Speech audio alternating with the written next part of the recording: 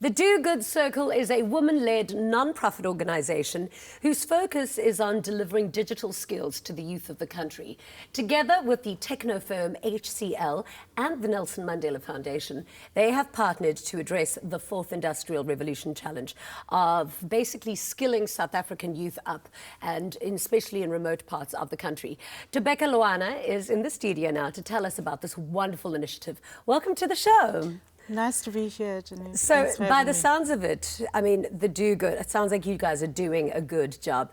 Tell us a little bit about how your organization came into being. Okay. We are the members of the Do Good. We've got 3 sisters. It's a combination of 3 sisters and some of our partners that we're working with, and the technical gigs that help deliver the skills in the remote parts of the country. So we've always worked in the development space, in our previous corporate lives, and we used to work closely with the Nelson Mandela Foundation. So when all of us left the corporate environment, we decided to team up and address some of the key challenges that we know that the people in the remote areas experience. And there's been a lot of talk recently around how we need to skill our youth, most importantly, so that they are future fit, so that they have skills that can benefit them in the future. And it's been one of the areas that we focused in. So it's really about our passion for being in the social development space and using the resources and the networks that we have to do the work done, to get the work done. It is so necessary. I feel like the world is just getting smarter and smarter, and there's so many rapid technical advances, and yet there's so many places that could potentially be left behind. It's almost like there's light years separating the differences, I suppose, in some aspects of the world. So how are you planning on bringing these impoverished communities up to date? Okay. In our study, we found that even though there's been a lot of talk about the lack of access to these skills across the country, but we found that in your urban settings, for example, in Cape Town, in Joburg, you find there's quite a few companies that are offering coding skills, for example. But when you look in the more smaller towns, in the most remote places, there's nothing. So we decided that our NGO would function more like an outreach to go to the places where there's less skills. So we kind of galvanize corporate South Africa to help us with the support, with the funding, with the resources where possible, with computers. Amazing. And then we get the coding classes going. Amazing. So essentially you're going into these schools and providing them with the computers as well as the know-how so that they can learn how to code and to become technologically fluent. Yes.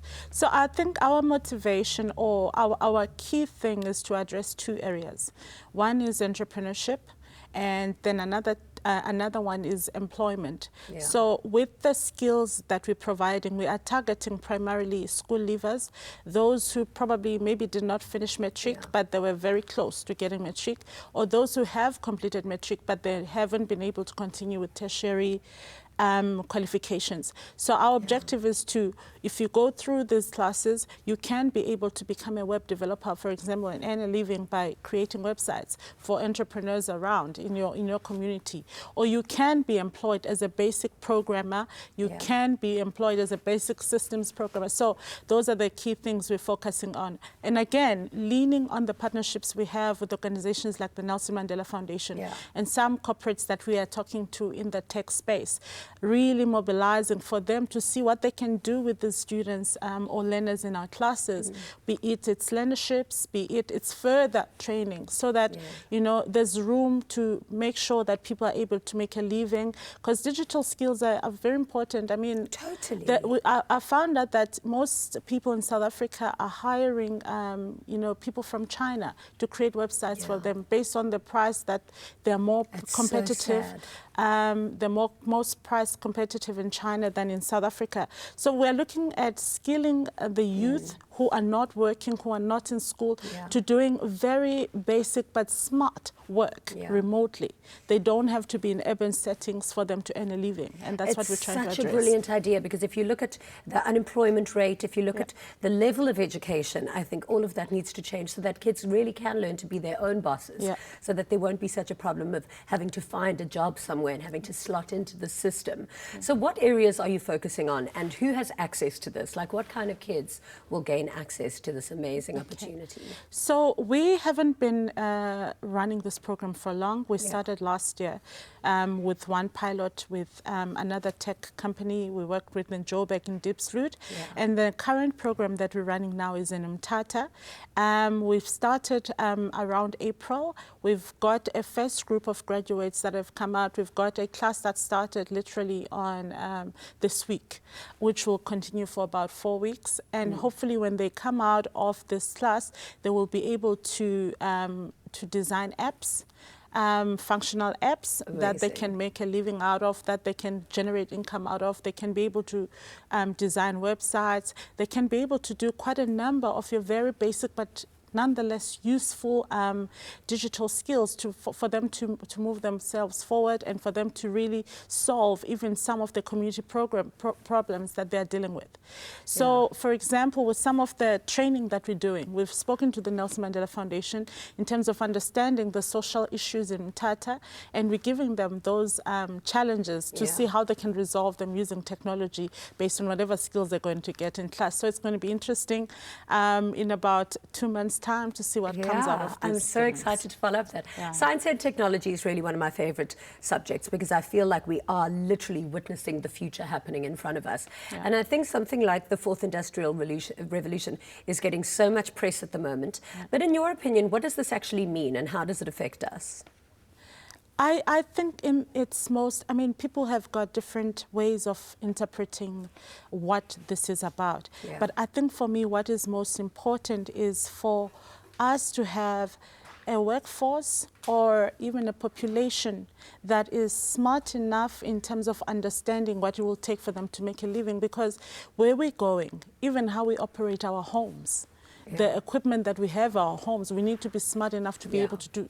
I mean, I'm just saying it in the most basic way.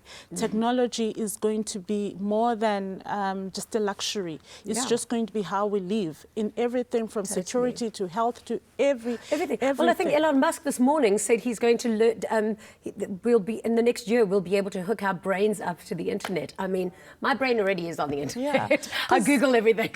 Everything in your home is already computerized, from your fridge to your TV to whatever. So technology, we can't, and so we have to have kids that are smart enough to function in that environment, whether they're in urban settings or whether they're in rural settings. Exactly.